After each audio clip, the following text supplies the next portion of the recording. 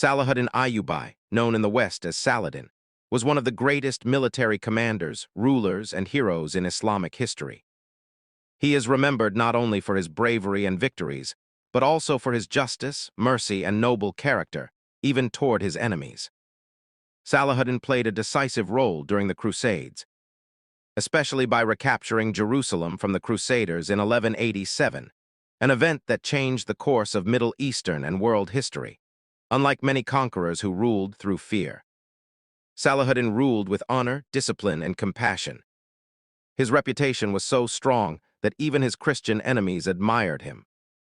Today, he is remembered as a symbol of unity, faith, and leadership in the Muslim world, and as a chivalrous warrior in Western history. Early life and family background: Salahuddin was born in 1137 or 1138 CE in the city of Tikrit, located in present-day Iraq. His full name was Al-Malik an-Nasir Salah ad-Din Yusuf ibn Ayyub. He belonged to a Kurdish family, and his father, Najm ad-Din Ayyub, was a respected military officer. His uncle, Asad ad-Din Shirkuh, was a powerful general who would later play a crucial role in Salahuddin's rise to power. Shortly after Salahuddin's birth, his family moved from Tikrit to Mosul and later settled in Damascus, which at that time was one of the most important cities of the Muslim world. Education and personality. Unlike many future warriors, young Salahuddin was not initially interested in warfare. He preferred religious studies, philosophy, mathematics, law, and literature. He was deeply influenced by Islamic teachings, especially ideas of justice, humility, and responsibility. He memorized the Quran, studied Hadith, and followed the Sunni school of Islam. His calm personality, discipline, and strong moral values later shaped him into a ruler who believed that power was a trust from Allah, not a personal privilege. Those who knew him described him as modest in dress, soft-spoken, highly disciplined, extremely generous, deeply religious. Entry into military life. Salahuddin's military career began not by choice, but by destiny. His uncle Shirkuh was summoned by Nur ad-Din Zengi, the powerful Muslim ruler of Syria, to lead military expeditions into Egypt.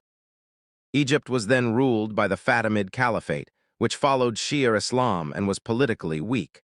Crusader states were trying to take control of Egypt, making it a strategic battleground.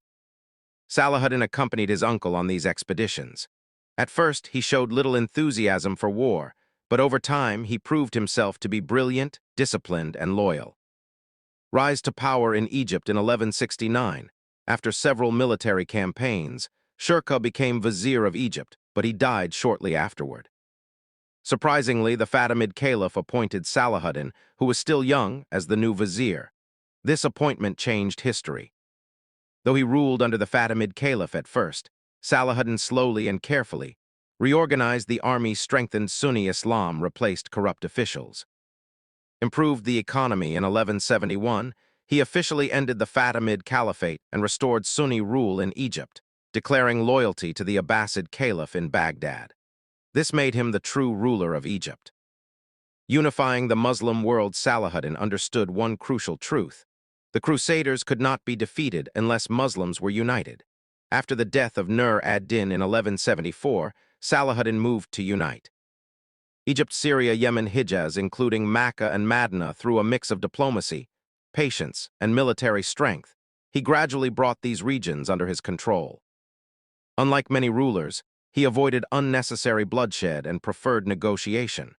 By the early 1180s, Salahuddin had established the Ayyubid Dynasty, ruling a vast territory and becoming the strongest Muslim leader of his time. The Crusades and conflict with the Crusader states, especially the Kingdom of Jerusalem, were a constant threat. While some Crusader leaders respected treaties, others, like Reynold of Chatillon, repeatedly violated agreements by attacking Muslim caravans and threatening Mecca and Medina. Salahuddin tried diplomacy, but when provoked beyond limits, he prepared for war. Battle of Hattin, 1187. The Battle of Hattin was the turning point of the Crusades. Salahuddin cut off Crusader access to water, forced them to march in extreme heat, used strategic positioning. On July 4, 1187, the Crusader army was completely defeated. King Guy of Lusignan was captured, and Raynald of Chatelain was executed by Salahuddin himself, not out of cruelty but justice. Due to his repeated crimes, this victory destroyed Crusader military power in the region. Recapture of Jerusalem after Hattin, city after city fell to Salahuddin. The most important was Jerusalem, which had been under Crusader control since 1099. In October 1187, Salahuddin laid siege to Jerusalem. Unlike the Crusaders, who had massacred civilians in 1099, Salahuddin chose mercy when Jerusalem surrendered. Civilians were spared, Christians were allowed to leave safely, holy sites were protected. This act shocked Europe and earned Salahuddin worldwide respect. Third Crusade and Richard the Lionheart. Salahuddin's recapture of Jerusalem led to the Third Crusade, led by Richard I of England, Richard the Lionheart. Though enemies, Salahuddin and Richard respected each other deeply. Their conflict was marked by fierce battles, diplomatic exchanges, acts of honor. When Richard fell ill, Salahuddin reportedly sent him a doctor and fresh fruit. Despite years of fighting, neither could fully defeat the other. In 1192, they signed the Treaty of Jaffa. Jerusalem remained under Muslim control. Christians were allowed peaceful pilgrimage. Character, justice, and leadership. Salahuddin lived simply. When he died, it was discovered that he owned almost no personal wealth. He had given most of his riches to charity. He believed rulers were servants of the people. He hated luxury, corruption, and cruelty.